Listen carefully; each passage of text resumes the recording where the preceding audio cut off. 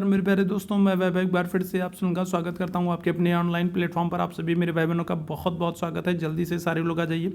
फिर आज के सेशन की हम लोग शुरुआत करेंगे और जीके जीएस के बहुत ही बेहतरीन वाले क्वेश्चंस को आज के सेशन में हम लोग करने वाले हैं, जो कि आपके एग्जाम के लिए काफ़ी इंपॉर्टेंट हो सकते हैं। तो जितने मेरे भाई बहन जुड़ते चल रहे हैं, आप सभी लोगों से निवेदन करूँगा कि सेशन को आप लोग लाइक कर दीजिएगा, शेयर कर दीजिएगा, चैनल पर पहली बार होंगे तो सब्सक्राइब कर लीजिएगा। टेलीग्राम चैनल का लिंक आपको चैट बॉक्स में दिख रहा होगा, टेलीग्राम चैनल से नहीं जुड़े होंगे तो जरूर जुड़ जाएगा। और अगर आप हमारे साथ व्हाट्सअप पर जुड़ना चाहते हैं तो ये हमारा व्हाट्सअप नंबर है, तो यहाँ पर आप मैसेज कर देंगे तो आपको पर्सनली नोटिफिकेशन, पीडीएफ और बहुत सारी इंपॉर्टेंट अपडेट्स मिलती रहेंगी। तो उम्मीद है आप लोगों ने सेशन को लाइक, शेयर, सब्सक्राइब कर लिया होगा। तो चलिए शुरू करेंगे आज की क्लास को। पहला प्रश्न आपके सामने है, डीएनएस एक नेटवर्किंग शब्द है जिसका प्रयोग होता है, बताइएगा किस संदर्भ में होता है। अगर हम लोग डीएनएस की बात करेंगे तो डीएनएस का आपसे फुल फॉर्म पूछ रहा है, आपसे पूर्ण रूप पूछ रहा है, बताइएगा डीएनएस एक नेटवर्किंग शब्द है जिसका संदर्भ से होता है, किससे होता है, डोमेन नेम सिस्टम से होता है, डिजिटल नेटवर्क सर्विस से होता है, डिस्क नंबरिंग सीक्वेंस से होता है, या फिर डेटा नंबर सिस्टम से होता है। तो डीएनएस एक नेटवर्किंग सिस्टम है, नेटवर्किंग शब्द है और इसका पूर्ण रूप फुल फॉर्म आपसे पूछ रहा है। तो पहले प्रश्न का आंसर करेंगे सभी मेरे भाई बहन, क्या हो जाएगा। चलिए जल्दी से सारे लोग आंसर करेंगे, क्या हो जाएगा। और बहुत इंपॉर्टेंट ये वाला सेशन होने वाला है, तो सभी लोगों से निवेदन करूंगा कि सेशन को लाइक ज़रूर कर दीजिए, सेशन को लाइक आप लोग ज़रूर कर दीजिए, शेयर ज़रूर कर दीजिए, चैनल पर पहली बार है तो सब्सक्राइब ज़रूर कर लीजिए, और टेलीग्राम से नहीं जुड़े हैं तो टेलीग्राम से जुड़ जाएगा। और ये व्हाट्सअप नंबर है, तो यहाँ पर मैसेज कर देंगे तो आपको पर्सनली नोटिफिकेशन, पीडीएफ और सारी चीज़ें मिलती रहेंगी। पहले प्रश्न का करेक्ट आंसर क्या हो जाएगा, तो आंसर कर दोगे ऑप्शन संख्या ए हो जाएगा, डोमेन नेम सिस्टम हो जाएगा। ठीक है, क्या हो जाएगा, ऑप्शन संख्या ए कर देंगे, डोमेन नेम सिस्टम हो जाएगा। ठीक है, चलिए दूसरे प्रश्न की तरफ चलेंगे। विक्रमशिला गंगा डॉल्फिन वन्यजीव अभ्यारण्य निम्नलिखित में से किस राज्य में स्थित है। विक्रमशिला गंगा डॉल्फिन वन्यजीव अभ्यारण्य जो है तो ये किस राज्य में स्थित है, उत्तर प्रदेश, बिहार, गोवा या फिर छत्तीसगढ़। देखो डॉल्फिन के संदर्भ में आपको दो चीज़ें याद रखनी है। पहला तो ये याद रखना है, डॉल्फिन अगर हम लोग बात करेंगे तो इसके संदर्भ में दो चीज़ें आपको बहुत ही महत्वपूर्ण है जो आपको याद रखना है। पहला तो आपको ये याद रखना है कि भारत सरकार ने इसको राष्ट्रीय जलीय जीव घोषित कर दिया। डॉल्फिन को क्या कर दिया, तो डॉल्फिन को राष्ट्रीय क्या कर दिया, तो राष्ट्रीय जलीय जीव घोषित कर दिया। पहली तो एक बात तो आपको ये याद रखना है। ठीक है, गंगा नदी डॉल्फिन को भारत सरकार ने राष्ट्रीय जलीय जीव घोषित कर दिया।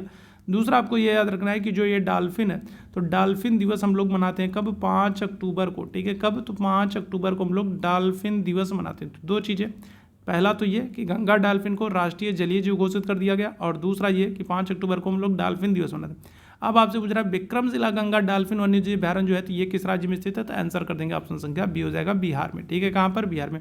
अब मुझे बिहार वाले आप लोग बताइएगा कि बिहार में ये किस जिले में है। ठीक है, जल्दी से मुझे बिहार वाले बताएंगे कि बिहार में किस डिस्ट्रिक्ट में विक्रमशिला गंगा डॉल्फिन वन्यजीव अभ्यारण्य। तो बिहार वाले जल्दी से बताइएगा क्या हो जाएगा। स्कर्वी मसूड़ों से खून आना किस विटामिन की कमी से होता है, विटामिन के, विटामिन बी2, विटामिन सी या फिर विटामिन ए। अच्छा, जितने विटामिन हैं ना, ये विटामिन वाला चैप्टर आप बहुत अच्छे से पढ़ेंगे क्योंकि यहाँ से प्रश्न बनते हैं। तो जितने भी विटामिन हैं उनके रासायनिक नाम आपको पता होने चाहिए। ठीक है, और ये जो विटामिन हैं इनकी कमी से क्या होता है आपको ये पता होना चाहिए, और किस में कौन से विटामिन मिलते हैं तो ये आपको पता होनी चाहिए। ठीक है, विटामिन के रासायनिक नाम आपको पता होनी चाहिए। दूसरी चीज़, विटामिन्स जो है तो ये विटामिन्स की कमी से क्या होता है, कौन सी दिक्कत समस्या होती है ये आपको पता होना चाहिए, और कहाँ पर कौन सा विटामिन मिलेगा ये आपको पता होना चाहिए। ठीक है, अगर हम लोग बात करें विटामिन के की, तो विटामिन के का रासायनिक नाम क्या है, तो आप कहोगे फिलोक्विनान है, और इसकी वजह से क्या होता है, इसकी कमी से रक्त का थक्का नहीं बनता। विटामिन बी2 की अगर हम लोग बात करेंगे तो बी2 जो है इसका नाम क्या है, राइबोफ्लेविन है। ठीक है, ध्यान रखिएगा। विटामिन ए की बात करेंगे तो विटामिन ए का रासायनिक नाम क्या है, रेटिनॉल है, और इसकी वजह से नाइट ब्लाइंडनेस, रतौंधी हो जाता है। विटामिन सी का रासायनिक नाम क्या है, स्कॉर्बिक एसिड है, और इसकी वजह से क्या होता है, स्कर्वी रोग होता है, मसूड़ों से खून आना, पायरिया होना आदि समस्याएं होती हैं, विटामिन सी। ठीक है, ध्यान रखिएगा। और आपको याद रखना है जो बी और सी होते हैं, विटामिन बी और जो सी होते हैं ये क्या होते हैं, तो ये जल में घुलनशील होते हैं। ठीक है, कहाँ पर, तो ये जल में घुलनशील होते हैं। जबकि विटामिन के की बात कर लेंगे, विटामिन ई की बात कर लेंगे, विटामिन डी की बात कर लेंगे, विटामिन ए की बात कर लेंगे, तो ये सब क्या होते हैं, ये सब वसा में घुलनशील होते हैं। ठीक है, आगे बढ़ेंगे अगले प्रश्न की तरफ। भारत में अगला जो प्रश्न आपके सामने है, भारत में हिंदू उत्तराधिकार अधिनियम ने ज्येष्ठाधिकार के नियम को कब समाप्त किया, बताइएगा क्या जाएगा। तो अगर हम लोग बात करेंगे तो भारत में हिंदू उत्तराधिकार अधिनियम ने ज्येष्ठाधिकार अधिनियम को कब समाप्त किया, 1956, 1946, 1960 या फिर 1950। चलिए इस प्रश्न का आंसर कर देंगे, क्या आ जाएगा। तो भारत सरकार ने, अगर हम लोग बात करेंगे तो हिंदू उत्तराधिकार अधिनियम के तहत ज्येष्ठाधिकार के नियम को कब समाप्त किया है, क्या आंसर हो जाएगा। चलिए जल्दी से सारे मेरे भैया आंसर करेंगे। करेक्ट आंसर हो जाएगा आपका 1956 को, ठीक है, 1956 में, ठीक है। 1956 आपके लिए बहुत ही महत्वपूर्ण वर्ष है, याद रखेंगे। 1956 की हम लोग बात करेंगे तो 1956 बहुत ही महत्वपूर्ण वर्ष है। क्या क्या हुआ है चलिए यहाँ पर देख लेते हैं। 1956 में अगर हम लोग बात करेंगे तो यूजीसी की स्थापना हो रही है, विश्वविद्यालय अनुदान आयोग, यूनिवर्सिटी ग्रांट कमीशन, यूजीसी की स्थापना हो रही है। 1956 में अगर हम लोग बात करेंगे तो क्या हो रहा है, एलआईसी की स्थापना हो रही है, लाइफ इंश्योरेंस कॉर्पोरेशन, जीवन के साथ भी जीवन के बाद भी। 1956 में अगर हम लोग बात करेंगे तो जो 7वां संविधान संशोधन 1956 हो रहा है, और इसके द्वारा अगर हम लोग बात करेंगे तो भाग 7 को क्या कर दिया रहा है, भाग 7 को समाप्त कर दिया जा रहा है, याद रखिएगा, ठीक है। 1956 में ही 7वां संविधान संशोधन 1956 हो रहा है, और इसके द्वारा भाग 7 को क्या कर दिया जा रहा है, समाप्त कर दिया जा रहा है, याद रखिएगा, ठीक है। 1956, ठीक है। 1956 में अगर हम लोग बात करेंगे तो यूपी वाले याद रखिएगा, उत्तर प्रदेश का पुनर्गठन हुआ है, ठीक है। क्या होगा, तो यूपी का अगर हम लोग बात करेंगे तो पुनर्गठन हो रहा है कब, 1956 में, याद रखिएगा। 1956 महत्वपूर्ण वर्ष है आप लोगों के लिए, ठीक है। चलिए आगे बढ़ेंगे अगले प्रश्न की तरफ। झींगा प्रजाति के अंतर्गत आता है, बताएगा। तो झींगा जो है तो ये किसके अंतर्गत आता है, इस प्रश्न का आंसर करिएगा। अच्छा देखो, झींगा से एक चीज़ आपको याद रखना है जो कि बहुत ही महत्वपूर्ण है। जो झींगा मछली होती है, झींगा मछली से अगर हम लोग बात कर लेंगे तो झींगा मछली से कौन सी क्रांति संबंधित है, तो आप कहोगे गुलाबी क्रांति, ठीक है। कौन सी, तो झींगा मछली से कौन सी क्रांति, तो आप आंसर करोगे क्या आ जाएगा, तो गुलाबी क्रांति संबंधित है। कौन सी, तो गुलाबी क्रांति, झींगा मछली से कौन सी, गुलाबी क्रांति संबंधित है, ठीक है, याद रखिएगा, ठीक। अब आपसे पूछ रहा है झींगा जो है ये किस प्रजाति के अंतर्गत आता है, आर्थ्रोपोडा के तहत आता है, निडेरिया के, कोर्डेटा के, या फिर इकाइनोडर्मेटा के, क्या हो जाएगा। तो झींगा जो है ये आर्थ्रोपोडा के अंतर्गत आता है। ऑप्शन संख्या क्या आ जाएगा, ए आंसर कर देंगे, ठीक है।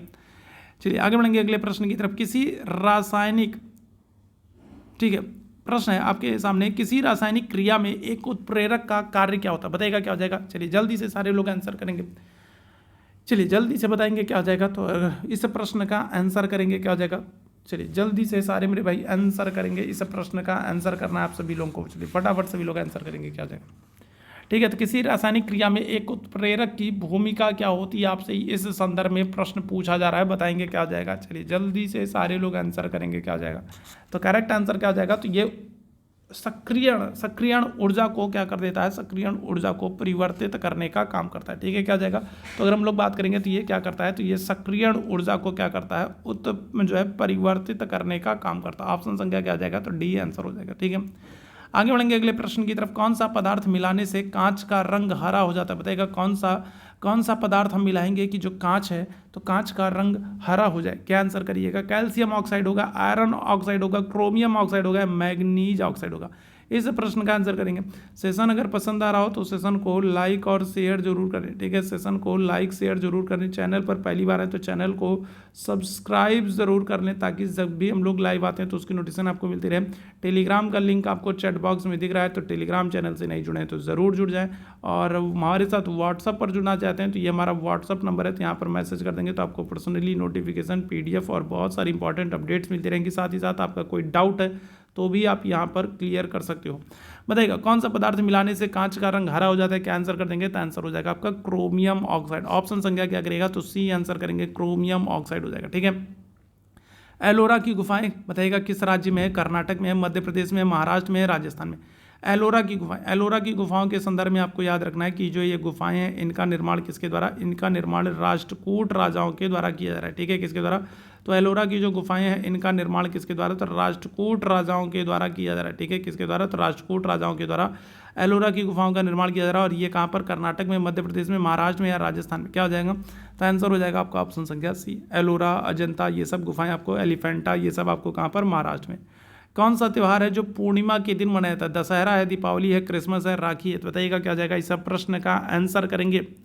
तो कौन सा त्यौहार है जो पूर्णिमा को मनाया जाता है, बताइएगा क्या हो जाएगा। दशहरा है, दीपावली है, क्रिसमस है, राखी है। आंसर क्या करेंगे, चलिए जल्दी से बताइएगा। तो आंसर कर देंगे ऑप्शन संख्या डी हो जाएगा, ठीक है। क्या हो जाएगा, राखी हो जाएगा। भैया मेरे राखी के बंधन को निभाना है ना, ध्यान रखिएगा। ऑप्शन संख्या क्या हो जाएगा, तो डी हो जाएगा।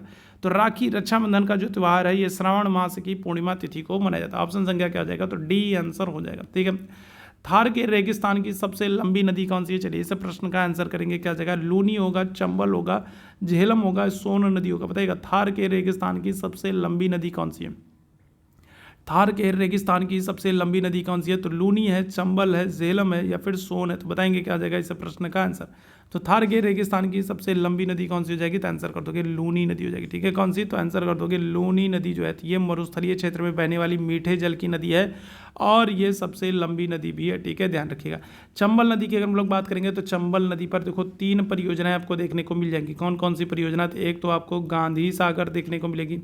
चंबल नदी पर आपको 3 परियोजना देखने को मिलेगी। एक आपको गांधी सागर देखने को मिलेगी, एक आपको जवाहर सागर देखने को मिलेगी। कौन सी? तो जवाहर सागर देखने को मिलेगी और एक आपको क्या हो जाएगा? और एक आपको राणा प्रताप सागर देखने को मिलेगी। ठीक है, राणा प्रताप सागर। तो चंबल नदी पर आपको 3 जो है परियोजनाएं देखने को मिलेंगी और चंबल नदी पर आपको चुलिया जलप्रपात भी देखने को मिलेगा। ठीक है, कौन सा? तो चुलिया। ठीक है, कौन सा? तो चुलिया जलप्रपात आपको देखने को मिलेगा, याद रखिएगा। ठीक है, चलिए व्यापार संतुलन, बैलेंस ऑफ ट्रेड किन देशों के बीच का अंतर है? बताइएगा। तो अगर हम लोग बात किन दोनों के बीच का अंतर है बताइएगा। तो अगर हम लोग व्यापार संतुलन की बात करेंगे, बैलेंस ऑफ ट्रेड की बात करेंगे तो किन दोनों के बीच का अंतर है? देश की आय और व्यय का, देश की निर्यात और आयात का, देश का कर राजस्व और खर्च का, देश की पूंजी प्रवाह और बहिर्वाह का। बताइएगा क्या जाएगा इस प्रश्न का आंसर करेंगे।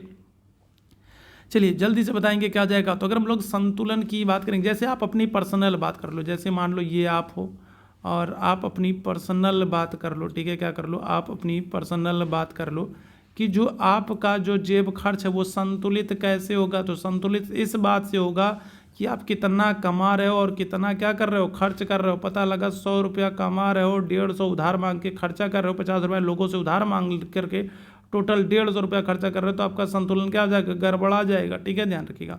तो डिपेंड करता है कि आप कमा कितना रहे हो और आप खर्च कितना कर रहे हो। ठीक है, ध्यान रखिएगा। उसी तरीके से अगर हम लोग बात करेंगे तो व्यापार संतुलन है जो है, व्यापार की बात करेंगे तो व्यापार संतुलन किन दोनों के बीच का अंतर है? तो निर्यात कितना हो रहा है और आयात कितना हो रहा है। देश का निर्यात कितना हो रहा है और आयात कितना हो रहा है। ऑप्शन संख्या क्या हो जाएगा? तो ऑप्शन संख्या बी आंसर कर देंगे। क्लियर है?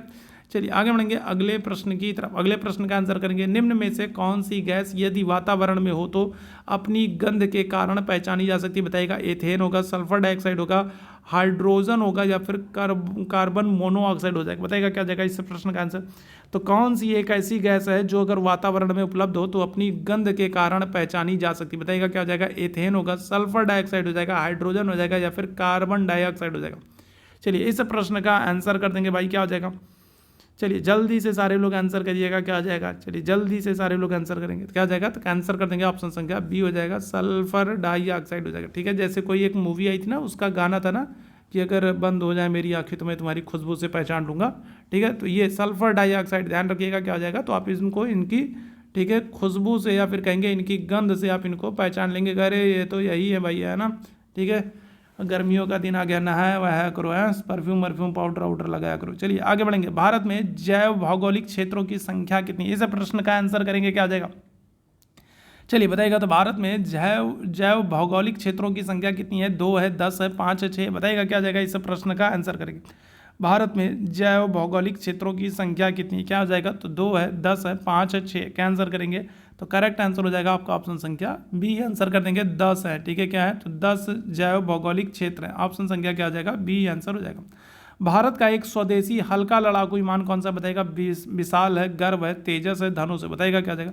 तो भारत का एक स्वदेशी है और हल्का लड़ाकू विमान है। हल्का है तो हल्के में मत लीजिएगा। ठीक है, हल्का है लेकिन बहुत खतरनाक है। तो क्या होगा, विशाल है, गर्व है, तेजस है, धनुष है? बताएगा।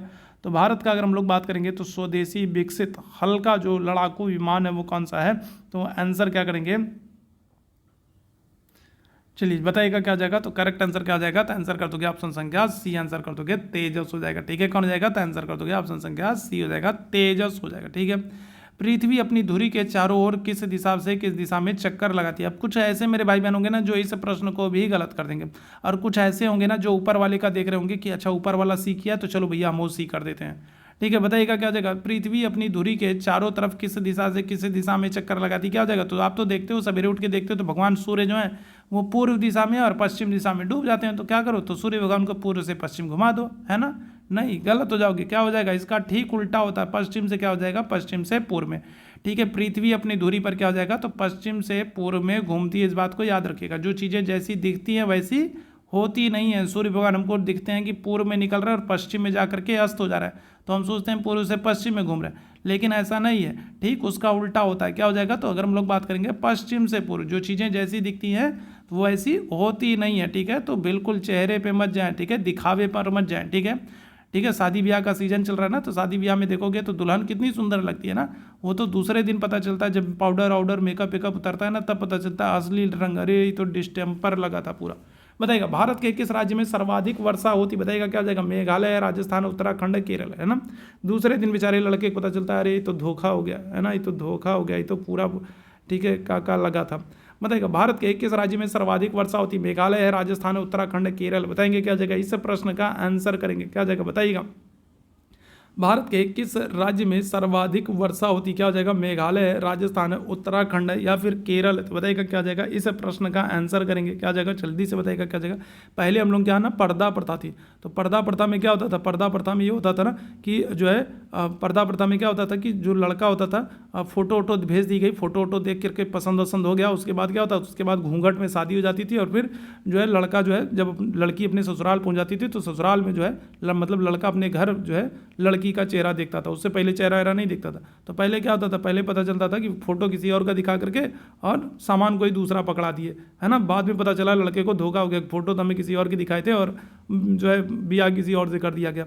भारत के किस राज्य में सर्वाधिक वर्षा होती, बताइएगा क्या जाएगा, तो आंसर क्या कर देंगे, आंसर कर देंगे ऑप्शन संख्या ए हो जाएगा, मेघालय में। ठीक है, कहाँ पर, तो मेघालय में मासिन राम है और यहाँ पर सबसे अधिक वर्षा होती है। ठीक है, ऑप्शन संख्या क्या जाएगा, ए आंसर हो जाएगा। ठीक है, चलिए आगे बढ़ेंगे। टीपू सुल्तान को क्या करते हैं, तो शेर भी कहा जाता है। तो कहाँ का शेर कहते हैं, मैसूर का, दिल्ली का, आगरा का, ग्वालियर का। बताइएगा क्या जाएगा, टीपू सुल्तान को शेर कहते हैं, कहाँ का कहते हैं, बताइएगा क्या जाएगा। इस प्रश्न का आंसर करेंगे क्या जाएगा, चलिए जल्दी से बताइएगा क्या जाएगा, इस प्रश्न का आंसर करेंगे, बताइएगा क्या जाएगा। टीपू सुल्तान को अगर हम लोग बात करेंगे तो शेर कहा जाता है, कहाँ का शेर कहा जाता है, इस प्रश्न का आंसर करिएगा। ठीक है, अच्छे से आप लोग पढ़ाई कर लीजिए, बहुत कम दिन बचा है आप लोगों के एग्जाम को लेकर के। ठीक है, तो आराम से अच्छे से ढंग से पढ़ाई कर लीजिए और कुछ दिन जो है थोड़ा सा मस्ती वस्ती कम कीजिए। ठीक है, थोड़ा सा मस्ती कम कीजिए, थोड़ा सा सीरियस हो जाइए, और बीएड में हो जाएगा ना तो फिर समझ लीजिए, बीएड में सरकारी कॉलेज मिल जाएगा तो समझिए सब अच्छा है। ठीक है ना। अगर क्या हो, काजू बादाम पढ़ाओ तो हलवा भी अच्छा लगता है, और सरकारी नौकरी हो तो कलुआ भी अच्छा लगता है। तो इस तरीके से ध्यान रखिएगा। ठीक है, अगर सरकारी नौकरी होगी ना तो लड़की जो है वो काले लड़के से भी ब्याह कर लेगी, लेकिन अगर कहीं काले लड़के की नौकरी लग गई सरकारी तो फिर जान लीजिएगा वो काली लड़की से ब्याह नहीं करेगा। तो इस चीज़ को ध्यान रखिएगा। ठीक है ना, अगर काले लड़की की नौकरी लग गई तो लड़की जो है दौड़ के शादी कर लेगी, कलुआ भी चलेगा, कोई दिक्कत नहीं है। लेकिन अगर कलुआ की सरकारी नौकरी लग गई तो फिर कलुआ लड़की से ब्याह नहीं करेगा, इस बात को ध्यान रखिएगा, फिर वो अपने लिए ऐश्वर्या राय ही खोजेगा। बताइएगा क्या जाएगा, तो अगर हम लोग टीपू सुल्तान की बात करेंगे तो इनको मैसूर का शेर कहा जाता है। ऑप्शन संख्या क्या जाएगा, ए आंसर कर देंगे। अच्छा, मैसूर के 4 युद्ध हुए, चारों युद्धों की आपको डेट याद रखनी है। पहला जो मैसूर का युद्ध हुआ ये कब हुआ है, तो ये होगा 1767 से लेकर के क्या जाएगा, 1767 से लेकर के 1769 में। ठीक है, दूसरा जो होगा वो कब होगा, तो दूसरा युद्ध जो हो रहा है वो हो रहा है 1780 से लेकर के 1784 में। ठीक है, तीसरा जो युद्ध होगा वो कब होगा, तो तीसरा जो युद्ध होगा वो होगा 1790 से लेकर के 92 में, तीसरा युद्ध होगा। और चौथे की अगर हम लोग बात करेंगे तो चौथा जो होगा वो कब होगा, तो वो 1799 में। तो ये 4 युद्ध होंगे। ठीक है, अच्छा यहाँ पर एक बात और आप याद रखिएगा, जो पहला आंग्ल मैसूर युद्ध हुआ था ये मद्रास की संधि से समाप्त हुआ था। ठीक है, कौन सी, तो ये मद्रास की संधि से समाप्त हुआ था। दूसरा वाला जो आंग्ल मैसूर युद्ध है ये क्या हो जाएगा, तो ये मंगलौर की संधि से समाप्त होगा। ठीक है, कौन सी, तो मंगलौर की संधि से समाप्त होगा। तीसरा वाला जो है तो ये क्या हो जाएगा, तो ये श्रीरंगपट्टनम की संधि से समाप्त होगा। ठीक है, कौन सी, तो श्रीरंगपट्टनम की संधि से समाप्त होगा। और जो चौथा है वो क्या हो जाएगा, वो टीपू सुल्तान की मृत्यु से समाप्त होगा। चौथे वाले में टीपू सुल्तान लड़ते हुए मारे गए थे। ठीक है, याद रखिएगा। तो युद्ध की डेट आप याद रखेंगे, आप कौन सा युद्ध किस संधि से समाप्त हुआ ये याद रखेंगे। ठीक है, इंपॉर्टेंट है।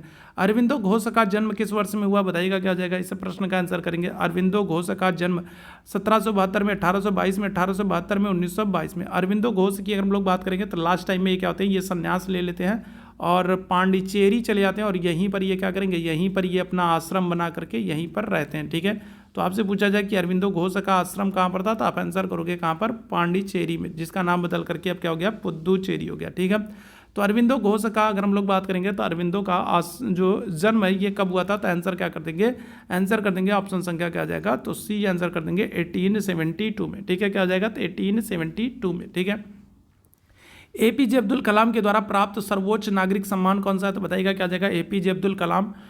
इनको हम लोग मिसाइल मैन के नाम से भी जानते हैं। एपीजे अब्दुल कलाम जी की बात करेंगे तो इनको हम लोग क्या करते हैं, तो इनको मिसाइल मैन के नाम से भी जाने जाते हैं। ठीक है, मैन के नाम से जानते हैं। और इनकी एक बुक है जिसका नाम क्या है, जिसका नाम है विंग्स ऑफ फायर। ठीक है, क्या हो जाएगा, तो विंग्स ऑफ फायर। ठीक है, क्या हो जाएगा, तो विंग्स ऑफ फायर हो जाएगा। ठीक है, कई बार क्या होता है ना कि जो मुस्लिम समुदाय के कुछ लोग हैं, ठीक है, तो वो जो है कुछ मुस्लिम समुदाय के लोगों के कारण क्या होता है, कई बार हम लोग एक बड़े बहुसंख्यक मुस्लिम समुदाय का विरोध करते हैं। लेकिन ऐसे में अगर हम लोग देखें तो कुछ ऐसे भी मुस्लिम हैं जो क्या करते हैं, जो प्रेरणा स्रोत हैं जिनको हमको देखना चाहिए, जैसे एपीजे अब्दुल कलाम जी हैं। ठीक है, मुस्लिम हैं लेकिन ये भारत के राष्ट्रपति हैं, भारत के जो है साइंटिस्ट भी रह चुके हैं। मिसाइल मैन इनको कहा जाता है। विंग्स ऑफ फायर जो है इनकी ऑटोबायोग्राफी है, बहुत ही बेहतरीन बुक है। तो ऐसे भी लोगों को देखना चाहिए जो, ठीक है, हर व्यक्ति गलत नहीं होता है लेकिन फिर भी। चलिए, इस प्रश्न का आंसर करेंगे, क्या हो जाएगा, पद्मश्री होगा, पद्म भूषण होगा, पद्म विभूषण होगा, या फिर भारत रत्न हो जाएगा। क्या आंसर कर देंगे, तो करेक्ट आंसर क्या हो जाएगा, तो आंसर कर देंगे ऑप्शन संख्या डी हो जाएगा। भारत रत्न से इनको सम्मानित किया जा चुका है, मिसाइल मैन के नाम से जानते हैं। और इनकी बुक जो है उसका नाम क्या है, विंग्स ऑफ फायर है, बहुत ही बेहतरीन है, कई बार पूछा जा चुका है। यस बैंक के संस्थापक कौन है, बताइएगा। राहुल कुमार है, राजेश कपूर है, राणा कपूर है, प्रशांत कुमार है। यस बैंक की अगर हम लोग बात करेंगे तो यस बैंक की अगर हम लोग बात करेंगे तो यस बैंक जो है इसकी स्थापना कब हो रही है, तो इसकी स्थापना हो रही है 2004 में। और इसके जो प्रमुख हैं वो कौन है, तो वो है राणा कपूर। ऑप्शन संख्या क्या आ जाएगा, तो सी आंसर कर देंगे। क्या आ जाएगा, तो राणा कपूर, ऑप्शन संख्या सी आंसर करिएगा। ठीक है, पीडीएफ का फुल फॉर्म क्या होता है बताइएगा। तो आप लोग हमेशा पीडीएफ मांगते रहते हो ना, पीडीएफ पीडीएफ पीडीएफ, तो बताइएगा पीडीएफ का फुल फॉर्म क्या होता है। किसी का गलत नहीं होना चाहिए, नहीं तो पीडीएफ बना करके एकदम पोर्टेबल फाइल में, ठीक है, आपके टेलीग्राम पर भेज देंगे। बताइएगा पीडीएफ क्या हो जाएगा, तो बताइएगा प्रोग्राम डॉक्यूमेंट फाइल होगा, पोर्टेबल डॉक्यूमेंट फाइल होगा, पॉसिबल डॉक्यूमेंट फाइल होगा, या पोर्टेबल डॉक्यूमेंट फॉर्मेट होगा। क्या आंसर करेंगे, चलिए जल्दी से बताएंगे क्या आ जाएगा, चलिए जल्दी से बताएंगे क्या आ जाएगा। तो पीडीएफ का अगर हम लोग बात करेंगे क्या आ जाएगा, तो फुल फॉर्म क्या हो जाएगा, तो आंसर कर दोगे ऑप्शन संख्या बी हो जाएगा, पोर्टेबल डॉक्यूमेंट फाइल हो जाएगा। ठीक है, क्या हो जाएगा, तो पोर्टेबल डॉक्यूमेंट फाइल हो जाएगा। आगे बढ़ेंगे, विद्युतदर्शी का आविष्कार किसके द्वारा किया गया, बताइएगा क्या हो जाएगा। इस प्रश्न का आंसर करेंगे, विद्युतदर्शी का आविष्कार किसके द्वारा किया गया, क्या आंसर करेंगे। चलिए जल्दी से सारे लोग आंसर करेंगे, विद्युतदर्शी का आविष्कार किसके द्वारा किया गया। जितने मेरे भाई बहन बाद में जुड़े हैं और सेशन को लाइक और शेयर नहीं किया है तो आप लोगों से निवेदन करूंगा कि सेशन को लाइक और शेयर कर दिया करिए। ठीक है, और चैनल को सब्सक्राइब ज़रूर कर दिया करिए। ठीक है, चैनल को सब्सक्राइब जरूर कर लिया करिए ताकि जब भी हम लोग लाइव आते हैं तो उसकी नोटिफिकेशन आपको मिलती रहे। ठीक है, कई बार क्या होता है ना, क्लास में कुछ लोग देरी से जुड़ते हैं, तो देरी से मत जुड़ा कीजिए, टाइम से जुड़ा कीजिए। ठीक है, हर जगह टाइम से पहुंचेंगे तो ही बढ़िया है। ठीक है, जैसे शादी ब्याह का सीजन चल रहा है, कुछ लोग सोचते हैं थोड़ा देर से पहुंचेंगे तो थोड़ी ज़्यादा इज्जत मिलेगी, है ना। पहले पहुंच जाएंगे तो इज्जत कम मिलेगी, कोई पूछबे नहीं करेगा। देर से पूछेंगे तो और सब लोग पूछेंगे, अरे भैया कहाँ थे, कैसे देरी होगी, क्या हुआ क्या नहीं हुआ। तो देर से पहुंचने में कई बार घाटा भी होता है ना, खाना वाना खत्म हो जाता है, पता चला बाद में वह सूखा पापड़ और जो, ठीक है, सैलेड वैलेड होता है वही सब खाने को मिलता है। तो कई बार देर से पहुंचने पे नुकसान भी हो जाता है, तो ज़्यादा देर ना किया कीजिए, क्लास में टाइम से पहुंच जाया करिए। क्या हो जाएगा करेक्ट आंसर हम लोग बात करेंगे तो आंसर कर दोगे ऑप्शन संख्या ए हो जाएगा, जीन एंटोनी नॉलेट हो जाएगा। ऑप्शन संख्या क्या कर देंगे, तो ए आंसर कर देंगे। ठीक है, दाल में किसका प्रचुर स्रोत होता है बताइएगा, कार्बोहाइड्रेट का, प्रोटीन का, खनिज का, या फिर विटामिन का, बताएंगे क्या जाएगा। तो अगर हम लोग बात करें तो दाल की जो है, दाल में किसका प्रचुर स्रोत होता है, क्या आंसर कर देंगे, कार्बोहाइड्रेट, प्रोटीन, खनिज, विटामिन। क्या हो जाएगा, तो आंसर कर दोगे आप ऑप्शन संख्या बी हो जाएगा, दाल में प्रोटीन्स का। अच्छा, दाल के संदर्भ में कुछ चीज़ों को आपको याद रखना है, जैसे क्या याद रखना है, जैसे अगर हम लोग दाल से बात करें तो दाल से जो है कौन सी क्रांति, तो दाल से पीली क्रांति। ठीक है, कौन सी, तो पीली क्रांति है। ठीक है, दाल, तिलहन, सरसों से अगर हम लोग बात करेंगे पीली क्रांति, और पीली क्रांति के प्रमुख कौन माने जाते हैं, तो आप आंसर करोगे किसको, सैम पित्रोदा। ठीक है, कौन है, तो सैम पित्रोदा जो है, तो ये पीली क्रांति के जनक माने जाते हैं, याद रखिएगा, सैम पित्रोदा पीली क्रांति के जनक माने जाते हैं। ठीक है, दूसरी चीज़ अगर हम लोग बात करेंगे तो दाल के उत्पादन में कौन सा राज्य सीड्स पर है, तो आप आंसर करोगे मध्य प्रदेश। ठीक है, क्या हो जाएगा, तो दाल के उत्पादन में कौन सा राज्य सीड्स पर है, तो आंसर कर देंगे जो है मध्य प्रदेश। ठीक है, और अगर आपसे पूछ ले दलहन अनुसंधान संस्थान कहाँ पर है, तब आप आंसर क्या करोगे, तो दलहन अनुसंधान संस्थान जो है वो कहाँ पर है, तो आप कहोगे कानपुर में। ठीक है, कहाँ पर, दलहन अनुसंधान संस्थान अगर आपसे पूछ ले कहाँ पर है, तो आप आंसर करोगे कहाँ पर, कानपुर में। ठीक है, तो ये चीज़ें ध्यान रखिएगा। वनस्पति कोशिका भित्ति इससे बनी होती है, किससे बनी होती है बताएगा, सेल्यूलोज से, ग्लूकोज से, सुक्रोज से, फ्रक्टोज से, बताएगा इसे प्रश्न का आंसर। तो अगर हम लोग बात करेंगे तो वनस्पति कोशिका भित्ति जो होती है, ठीक है, तो वो किसकी बनी होती है बताइएगा, सेल्यूलोज, ग्लूकोज, सुक्रोज या फिर फ्रक्टोज, क्या हो जाएगा, तो आंसर कर देंगे सेल्यूलोज से बनी होती है। ठीक है, बाकी सब तो क्या है, तो वो तो शर्करा है, ग्लूकोज, सुक्रोज, फ्रक्टोज, माल्टोज, ये सब तो क्या है, शर्करा। ऑप्शन संख्या क्या हो जाएगा, ए आंसर कर दोगे सेल्यूलोज से। कवकों के अध्ययन को क्या कहते हैं बताइएगा, ये प्रश्न आपके एग्जाम में पूछा जा चुका है, बताइएगा क्या हो जाएगा, कवकों के अध्ययन को क्या कहते हैं। क्वेश्चन थोड़ा सा आपको कम साफ दिख रहा होगा, थोड़ा सा मैनेज कर लो भाई, है ना। तो कवकों के अध्ययन को क्या कहते हैं, तो ये प्रश्न आपसे पूछा जा चुका है, कवकों के अध्ययन को क्या कहते हैं, तो आंसर कर दोगे माइकोलॉजी कहते हैं। ठीक है, क्या करते हैं, तो कवकों के अध्ययन को क्या करते हैं, माइकोलॉजी कहते हैं। ये प्रश्न आपके एग्जाम में पूछा जा चुका है, याद रखिएगा, माइकोलॉजी, कवक, ठीक है, कवकों का अध्ययन। इन तंतुओं का उपयोग ब्रशों के बाल बनाने में किया जाता है, बताइएगा। तो अगर हम लोग बात करेंगे जो टूथ ब्रश होते हैं या फिर अन्य जो ब्रश होते हैं, उनके बाल को बनाने में किसका प्रयोग करते हैं, केवलर का करते हैं, टेरिनलिन का करते हैं, नायलॉन का करते हैं या फिर लेक्सन का करते हैं, बताइएगा क्या जाएगा। तो तंतुओं का उपयोग अगर हम लोग बात करेंगे तो ब्रशों के बाल को बनाने में किया जाता है, क्या आंसर हो जाएगा इस प्रश्न का, आंसर कर देंगे ऑप्शन संख्या बी हो जाएगा नायलॉन 66 का। ठीक है, किसका, तो नायलॉन 66 का। ठीक है, एक अम्ल जो है वो लिटमस को बदल देता है, बताइएगा क्या जाएगा। तो अगर हम लोग बात करेंगे तो एक अम्ल है और वो लिटमस को, बताइएगा तो क्या हो जाएगा, किस में बदल देगा, लाल को नीले में, हरे को पीले में, नीले को लाल में, पीले को हरे में, बताइएगा। तो एक अम्ल जो है तो वो क्या कर देता है, तो बताइएगा क्या हो जाएगा, तो एक अम्ल जो है वो क्या करेगा, नीले लिटमस पेपर को लाल में बदल देता है। ऑप्शन संख्या क्या हो जाएगा, तो सी आंसर कर देंगे, क्या हो जाएगा, तो नीले को लाल में बदल देता है। आगरा का जो किला है वो किसके द्वारा बनवाया गया, हुमायूं के द्वारा, अकबर के द्वारा, बाबर के द्वारा, औरंगजेब के द्वारा, बताइएगा क्या हो जाएगा। आगरे के किले की बात करेंगे तो क्या हो जाएगा, तो आगरे के किले को बनवाया गया था किसके द्वारा, हुमायूं के द्वारा, अकबर के द्वारा, बाबर के द्वारा, औरंगजेब के द्वारा, क्या हो जाएगा। तो आगरा का जो किला है ये बनवाया गया किसके द्वारा, अकबर के द्वारा। ऑप्शन संख्या क्या आ जाएगा, तो ऑप्शन संख्या बी आंसर कर देंगे, किसके द्वारा, तो अकबर के द्वारा आगरा का किला बनवाया गया था। ऑप्शन संख्या बी आंसर हो जाएगा। ठीक है, आगे बढ़ेंगे। मलयालम भाषा मुख्य रूप से किस राज्य में बोली जाती है, बताइएगा क्या हो जाएगा। कल वाले सेशन में इस प्रश्न को हमने किया था, अगर कल वाला सेशन आप लोगों ने ध्यानपूर्वक देखा होगा तो इस प्रश्न का सही से आंसर कर पाओगे। तो बताइएगा मलयालम भाषा की बात करेंगे तो मलयालम भाषा मुख्य रूप से किस राज्य में बोली जाती है, असम में, राजस्थान में, केरल में या फिर कर्नाटक में, क्या हो जाएगा, करेक्ट आंसर कर दोगे केरल में। ऑप्शन संख्या क्या आ जाएगा, तो सी आंसर कर दोगे। ठीक है, निम्न में से कौन सा कथन गलत है, आपको बताना है। गलत कथन कौन सा है ये आप लोगों को बताना है। तो गलत कथन आपके सामने है, बताइएगा क्या हो जाएगा। आमाशय से भोजन छोटी आंत में प्रवेश करता है। लार में सलाइवरी लाइपेज नामक एक एंजाइम होता है जो स्टार्च को सरल शर्करा में विघटित करता है। भोजन ग्रासनली के माध्यम से आमाशय में प्रवेश करती है। कार्बोहाइड्रेट, प्रोटीन और वसा का पूर्ण पाचन छोटी आंत में ही होता है। तो बताइएगा इस प्रश्न का आंसर करेंगे। चलिए सभी मेरे भाई बहन जल्दी से आंसर करेंगे, क्या आ जाएगा, इस प्रश्न का आंसर करेंगे, क्या आ जाएगा। तो कौन सा एक गलत है आपसे ये पूछ रहा है, तो आंसर क्या करोगे, तो आंसर करोगे आप लोग ऑप्शन संख्या क्या हो जाएगा, ऑप्शन संख्या बी आंसर करोगे। लार में सलाइवरी लाइपेज नामक एक एंजाइम होता है जो स्टार्च को सरल शर्करा में विघटित करता है। ठीक है, क्या आ जाएगा, तो विघटित करता है, तो ये क्या हो जाएगा, तो ये गलत हो जाएगा।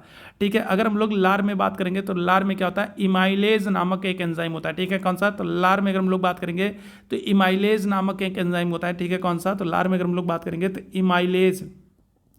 ठीक है, क्या होता है, तो इमाइलेज नामक एंजाइम होता है जो क्या करता है, जो स्टार्च को सरल शर्करा में विघटित करता है। ठीक है, ध्यान रखिएगा। आगे बढ़ेंगे अगले प्रश्न की तरफ। इनमें से कौन सा बैलेंस शीट का एक घटक नहीं है, तो बताइएगा क्या आ जाएगा। तो बैलेंस शीट का एक घटक नहीं है। कुल जारी की गई पूंजी, बैंक में रखी गई नकदी, पास रखे गए कच्चा माल का मूल्य, कंपनी के उत्पादों की बिक्री से प्राप्त हुई आय। तो क्या हो जाएगा, इस प्रश्न का आंसर करेंगे तो कौन सा एक बैलेंस शीट का घटक नहीं है, क्या हो जाएगा, आंसर कर दोगे ऑप्शन संख्या डी हो जाएगा, कंपनी के उत्पादों की बिक्री से प्राप्त हुई आय। ऑप्शन संख्या क्या करेंगे, तो डी आंसर कर देंगे। ठीक है, आगे बढ़ेंगे। ऑटोमोबाइल उत्सर्जन एक जहरीले प्रदूषक को बढ़ावा देता है, बताइएगा क्या जाएगा। तो किसको, ऑटोमोबाइल उद्योग जो है वो किस जहरीले प्रदूषक को बढ़ावा देता है, कार्बन डाइऑक्साइड को, सल्फर डाइऑक्साइड को, कार्बन मोनोऑक्साइड को, नाइट्रस ऑक्साइड को। बताइएगा। आप लोगों से विनम्र निवेदन करूंगा कि जाने से पहले सेशन को लाइक और शेयर जरूर करके जाइएगा। ठीक है, सेशन को आप लोग लाइक और शेयर करते हो ना, तो फिर बड़ा अच्छा काम करते हो भाई, ठीक है, भगवान आपकी आत्मा को शांति दे, ठीक है। सेशन को आप लोग लाइक और शेयर करो। बताओ क्या आ जाएगा, ऑटोमोबाइल उत्सर्जन अगर हम लोग बात करेंगे क्या आ जाएगा, इस प्रश्न का आंसर करेंगे क्या आ जाएगा, तो आंसर कर देंगे कार्बन मोनोऑक्साइड। ऑप्शन संख्या क्या आ जाएगा, ऑप्शन संख्या सी आंसर कर देंगे। और कार्बन मोनोऑक्साइड के संदर्भ में आप याद रखिएगा, इसको क्या करते हैं, इसको दम घोंटू गला घोंटू गैस भी कहते हैं, ठीक है। क्या करते हैं, तो इसको दम घोंटू गला घोंटू गैस भी कहते हैं, याद रखिएगा। क्यों, क्योंकि ये कार्बन जो है आपके रक्त में घुल जाती है, आपके हीमोग्लोबिन में घुल जाती है, और फिर क्या होती है, और फिर आपको सांस लेने में रोक देती है, आप सांस नहीं ले पाते हो। गुजरात के गिर नेशनल पार्क की अगर हम लोग बात करेंगे तो गिर राष्ट्रीय उद्यान, शासन गिर अभ्यारण्य भारत के इकलौते वन्यजीव अभ्यारण्य जिनमें पाए जाते हैं, क्या पाए जाते हैं बताइएगा, बंगाल के बाघ, एशियाई सिंह, एक सिंग वाला गैंडा या फिर काला हिरण। तो गिर नेशनल पार्क आपको पता है कहाँ पर, गुजरात में। डायरेक्ट आपसे पूछ लेता है गिर राष्ट्रीय उद्यान, गिर नेशनल पार्क कहाँ पर है, तो आप कहोगे गुजरात में है। और ये किसके लिए है, तो आंसर करोगे एशियाई शेरों के लिए। ऑप्शन संख्या क्या आ जाएगा, तो बी आंसर कर दोगे, एशियाई शेरों के लिए फेमस है गुजरात का गिर नेशनल पार्क। ऑप्शन संख्या बी हो जाएगा। चलिए आगे बढ़ेंगे अगले प्रश्न की तरफ। टाइम मैगजीन के मुख्य पृष्ठ पर दिखाई देने वाले बॉलीवुड के प्रथम व्यक्ति, बताइएगा क्या हो जाएगा। तो टाइम मैगजीन के अगर हम लोग बात करेंगे तो टाइम मैगजीन के मुख्य पृष्ठ पर पहली बार अगर हम लोग बात करेंगे तो बॉलीवुड का कोई व्यक्ति दिखाई पड़ रहा है, और उसका नाम क्या है, ऐश्वर्या राय है, शाहरुख खान है, अमिताभ बच्चन है, परवीन बॉबी है। क्या हो जाएगा बताइएगा, तो आंसर क्या हो जाएगा, तो आंसर कर देंगे ऑप्शन संख्या डी हो जाएगा, परवीन बाबी है, ठीक है। कौन है, तो आंसर क्या कर देंगे, तो आंसर हो जाएगी आपके ऑप्शन संख्या डी है, परवीन बाबी है। महत्वपूर्ण है, याद रखिएगा, ये आपके एग्जाम में प्रश्न बन सकता है क्योंकि पहली है, ठीक है। सूर्य के चमकीले भाग को क्या कहते हैं, फोटोस्फीयर कहते हैं, क्रोमोस्फीयर कहते हैं, कोरोना कहते हैं, ट्रोपोस्फीयर कहते हैं। बताइएगा क्या हो जाएगा, इस प्रश्न का आंसर करेंगे। तो सूर्य के चमकीले भाग को हम लोग क्या कहते हैं, बताइएगा क्या हो जाएगा, तो सूर्य के चमकीले भाग को हम लोग कहते हैं प्रकाश मंडल, या फिर इसी को कहते हैं फोटोस्फीयर। ऑप्शन संख्या क्या आ जाएगा, ए आंसर कर देंगे। निम्नलिखित में से किसने स्वतंत्र अवध की स्थापना की थी, बताइएगा। अवध, स्वतंत्र अवध, स्वतंत्र अवध का मतलब क्या है, स्वतंत्र अवध का मतलब वही अयोध्या वाला क्षेत्र है जहां से मैं बिलोंग करता हूं। तो स्वतंत्र अवध की स्थापना किसने की थी, शहादत खां, मार्तंड वर्मा, चिनकलीज खां या फिर हैदर अली हैं। क्या हो जाएगा, तो अवध की अगर हम लोग बात करेंगे तो स्वतंत्र अवध राज्य की स्थापना का श्रेय जाता है किसको, शहादत खां को। ऑप्शन संख्या क्या आ जाएगा, ए आंसर कर देंगे।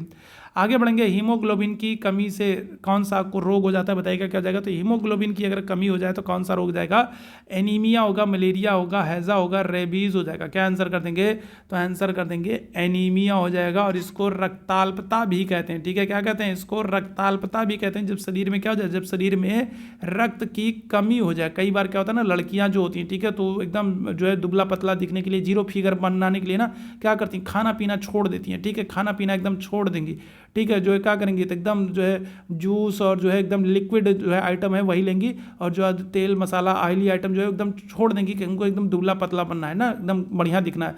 और उसके चक्कर में कई बार क्या होता है, उनके अंदर खून की कमी हो जाती है, फिर घर वाले लाद फान के लेकर के जाते हैं, फिर ग्लूकोज उको चढ़वाते हैं, 1000 2000 5000 का 10,000 का खर्चा करते हैं, और उसके बाद उनका जो पतला होने का सपना है ना वो सब दूर हो जाता है।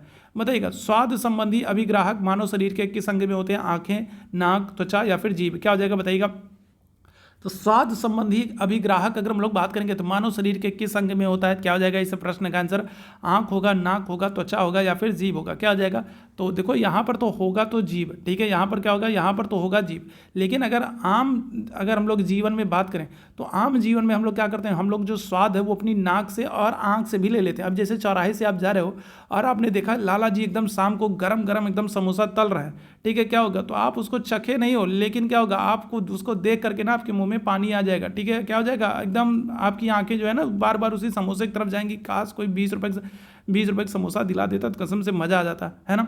भारत के संविधान का अनुच्छेद 76 किससे संबंधित है, बताइएगा। भारतीय संविधान का अनुच्छेद 76 किससे संबंधित, बताइएगा क्या हो जाएगा।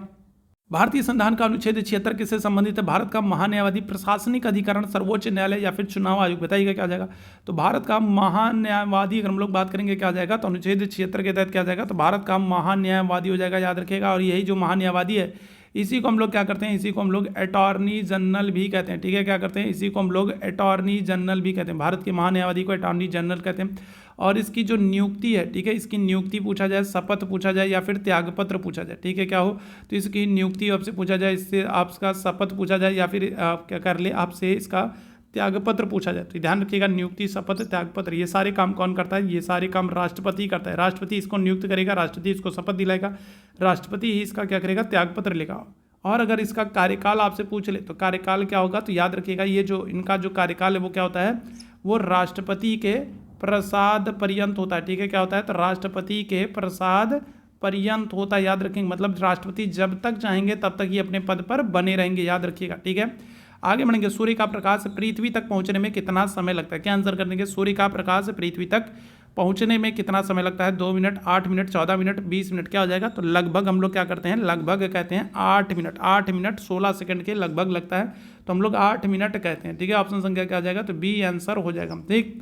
तो ये आज का महत्वपूर्ण सेशन था। उम्मीद है सेशन आप लोगों को पसंद आया होगा। सेशन पसंद आया हो तो अपने छोटे भाई के चैनल को लाइक करें, शेयर करें, सब्सक्राइब करें, और टेलीग्राम से नहीं जुड़े हैं तो टेलीग्राम चैनल से जुड़ जाएं। और ये व्हाट्सअप नंबर है, तो इस व्हाट्सअप नंबर पर आप मैसेज कर देंगे तो आपको पर्सनली नोटिफिकेशन, PDF और बहुत सारी इंपॉर्टेंट अपडेट्स मिलती रहेंगी। साथ ही साथ अगर आपकी कोई क्वेरी है, कोई आपका डाउट है, तो भी आप यहाँ पर पूछ सकते हैं। आपके जो भी डाउट होगा उसको दूर करने का प्रयास किया जाएगा। तो अभी के लिए हम लोग बस इतना ही करेंगे। थैंक यू सो मच आप सभी मेरे 6 भाई बहनों को मेरे साथ जुड़ने के लिए। Thank you so much.